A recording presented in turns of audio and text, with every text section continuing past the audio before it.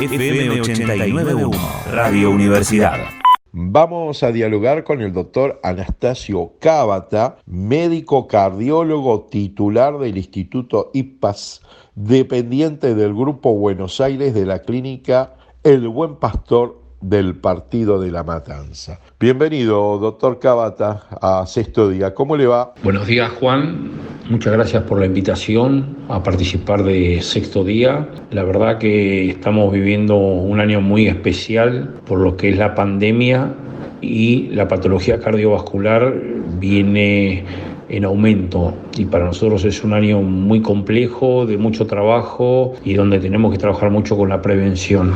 Los pacientes con antecedentes cardiológicos en pandemia han realizado consultas y continúan el tratamiento médico. Los pacientes cardiológicos que estaban en seguimiento están volviendo a las consultas. En el periodo de abril y mayo hubo una merma muy importante en las consultas, y lo que sí se notó que cuando los pacientes retoman sus consultas y sus controles, por ejemplo, muchas crisis de hipertensión arterial tuvimos, aumento de peso, alteración de los valores de colesterol, ya que no solo había una cuestión de mucha ansiedad, sino que los pacientes habían discontinuado el tratamiento por no tener la receta, por no animarse a salir, por el temor al contagio, pero nadie les explicó claramente que corrían un riesgo muy grande si no continuaban su tratamiento cardiológico, ya que los tratamientos cardiológicos en la mayoría de los pacientes son crónicos, no son tratamientos que se hacen por determinado tiempo.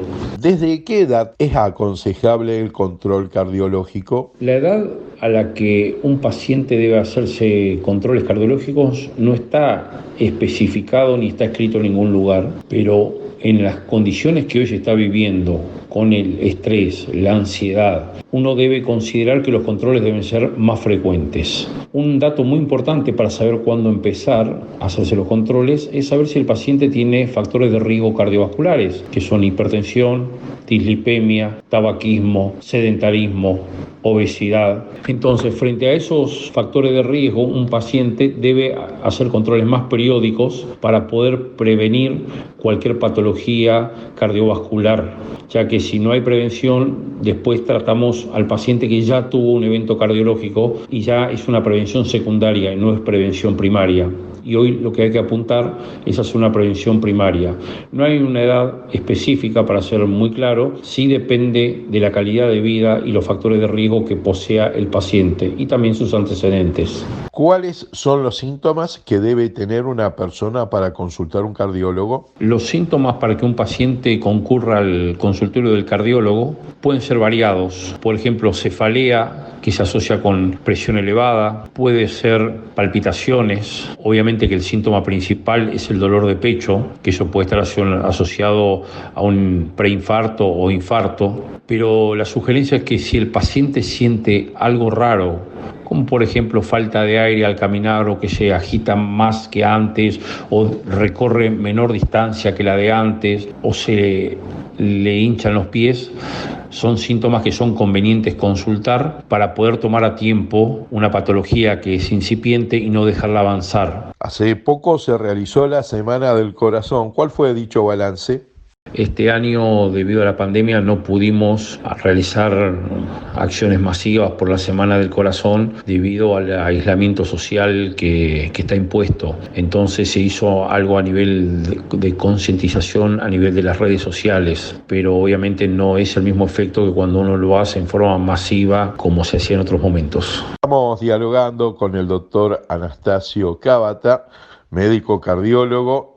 Doctor Anastasio, ¿cuál es el protocolo de atención en pandemia que ustedes están trabajando en los consultorios? El protocolo que tenemos en el Instituto Cardiovascular del Buen Pastor, ICPAS, son turnos más distanciados entre paciente y paciente, solicitarle al paciente que concurra en el momento del turno, no anticipadamente, solicitarle que tenga correctamente colocado su barbijo y la colocación de alcohol en gel en las manos. Si por necesidad algún paciente debe ir acompañado de un familiar, si la sala de espera está muy completa, se le pide que el familiar espere afuera hasta que llegue el momento de llamar al paciente a la consulta y ahí se le permite el ingreso. Por ejemplo, en la gente de edad avanzada o con movilidad reducida. Eso son las medidas que estamos tomando y que hasta ahora la verdad no tuvimos ningún inconveniente con este protocolo que hemos adoptado. Estadísticamente, este año, ¿hubo más episodios de patología cardíaca? Lamentablemente debo decir que sí.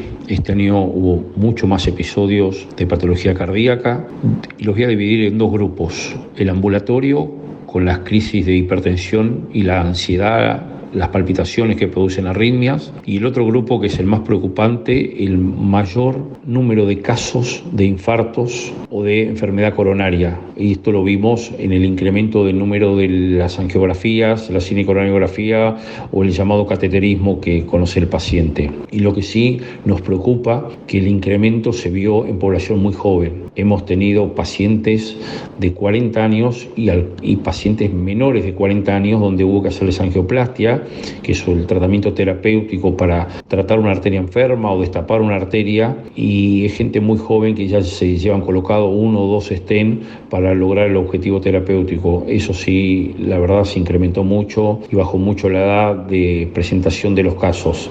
Es muy preocupante.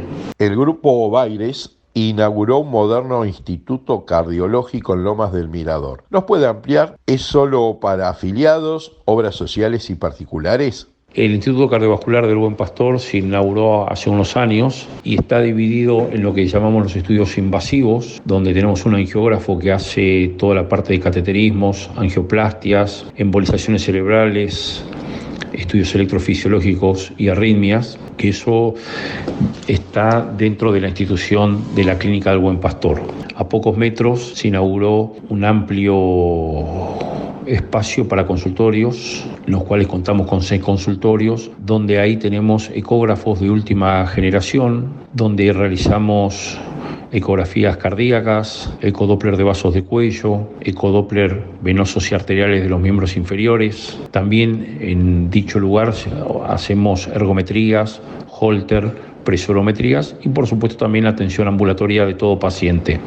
Quiero comentarte que en el ICPAS tenemos el servicio de psicocardiología, es una psicóloga que está entrenada en toda la patología cardiovascular. Nos es de mucha utilidad para ayudarnos en la prevención primaria, que es el paciente que no tuvo patología cardíaca y presenta factores de riesgo, y mucho más en la prevención secundaria, que es el paciente que ya sufrió un infarto, fue operado el corazón, se le colocó un stent y sí o sí debe cambiar sus hábitos, sus factores de riesgo modificar para no volver a presentar en forma pronta otro evento cardiovascular. La especialista trabaja con nosotros codo a codo para poder lograr los objetivos y la verdad estamos viendo grandes avances en los pacientes que acceden a este tipo de tratamiento.